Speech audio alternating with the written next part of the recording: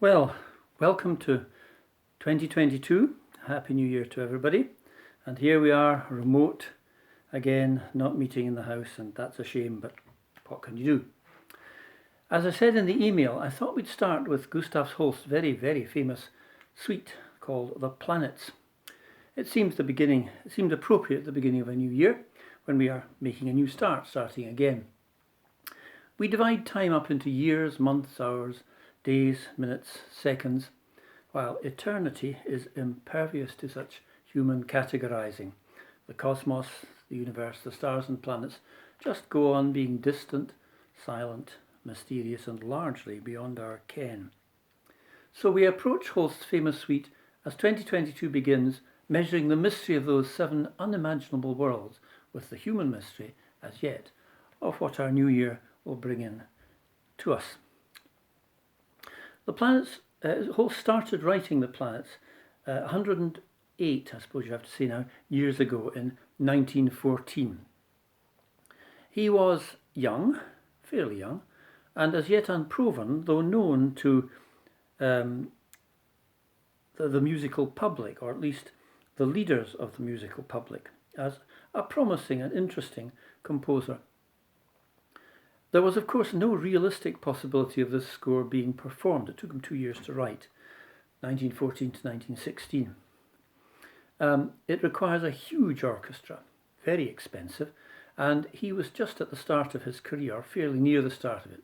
Why waste time and resources on an untried piece by a youngish man who made his living teaching at St. Paul's Girls' School and sometimes playing the trombone professionally? He couldn't make his living from composing, it wouldn't have worked. However, there were those who were influential in the world of music who had some faith in him and saw promise there. So it was that in September of 1918, 4 years after he started writing it, he burst into the office of a friend, Adrian Bolt, who was working in the War Office at the time, with the news that Balfour Gardner, a wealthy man, the grandfather incidentally of Sir John Eliot Gardner, the conductor, had offered to hire Queen's Hall and the Queen's Hall Orchestra for a whole Sunday morning, so that the planets could be heard for the first time. "And you, Adrian, have got to conduct," he said. It would be a private performance, but all the girls from the school would be there, as would Sir Henry Wood and many other notable and indeed influential figures in the world of music. But the main thing was that Holst's creation, which had been waiting on the stocks for some time, would be heard for the first and quite possibly the last time. The performance took place on the 29th of September 1918. So far so good, but there was one very big problem. The planets existed only in manuscript. Where were the orchestral parts going to come from? Huge quantities of music manuscript were ordered and delivered to the school, and a large squad of the senior girls sat down to copy out violin, viola, cello, woodwind, brass, timpani, and a multitude of percussion parts, working feverishly against time. It was done. The parts were distributed around the orchestra for preliminary practice, and the performance, though the first 5 movements only, duly happened. On Bolt's copy, Holst wrote, "This score is the property of Adrian Bolt, who first caused the planets to be heard in public and so earned the gratitude of Gustav Holst." And the rest, as they say, is history. Holst had a deep and abiding, lifelong interest in astrology and also in different religions. But he was concerned more in the planets with the individual characters of the godlike figures of the planets rather than their astrological significance, though that comes into it a little bit. Hence they are widely and effectively differentiated. Mars, the bringer of war, is first with a regular, unsettling 5/4 rhythm, a portrait of the ugliness and brutality of war with nothing of the glory or heroism about it. But this piece was written in the full consciousness of what was happening in the trenches at the time. Remember, 1914. We can hear the suite from 2 different recordings, just because it became international very quickly. It was a big hit, and it was played in Europe and in the United States within a matter of just a few years, even less. And nowadays, of course, it's held everywhere. So we'll hear two different performances. We'll hear Sir Adrian Bolt's last recording, made 60 years after that first performance, when I think he was 89 years old. And also an American one, very, very good American one, the Boston Symphony Orchestra, conducted by William Steinberg. We're going to start with Bolt, though, and here is Mars. At least here in a moment is Mars, but only in a moment. The second movement, Venus, I'm going to say very little about. It is extremely beautiful, with a kind of liquid, clean sound that Holst was very good at producing in his orchestral scores. And it's the first very good example of how he follows one thing with something which is in manner completely different, a total contrast. The 7 movements are beautifully differentiated, so they make a very compelling suite as a whole. And I think we'll continue with Bolt into that second movement, and then we'll stop and we'll see what happens next. So we start with Mars, the first movement of Holst's Suite The Planets, and then, without a break, straight into Venus.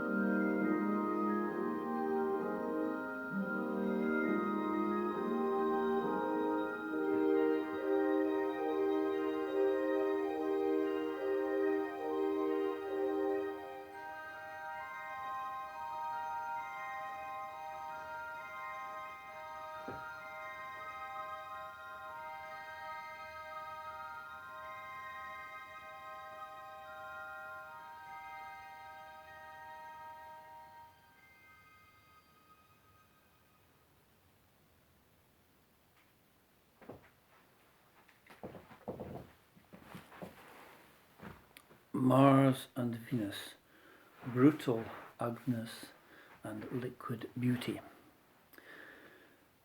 This is not an easy score at all to play.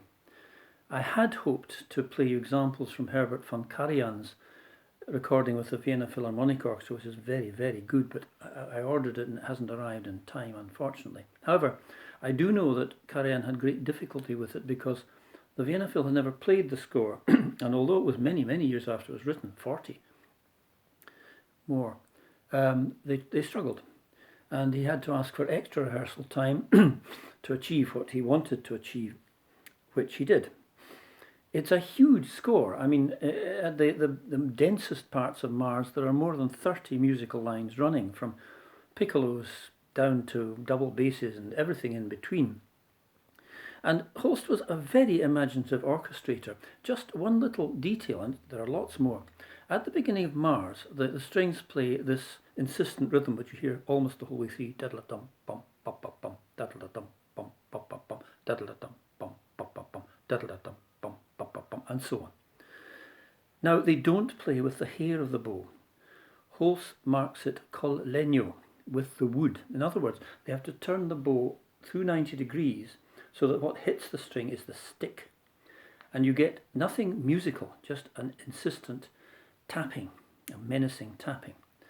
In all sorts of ways, Holst, young man as he was, knew what he was doing when he was handling an orchestra. Anyway, in our next video we will move on to the third movement, which is Mercury, and there we will hear the Boston performance, which is very, very good.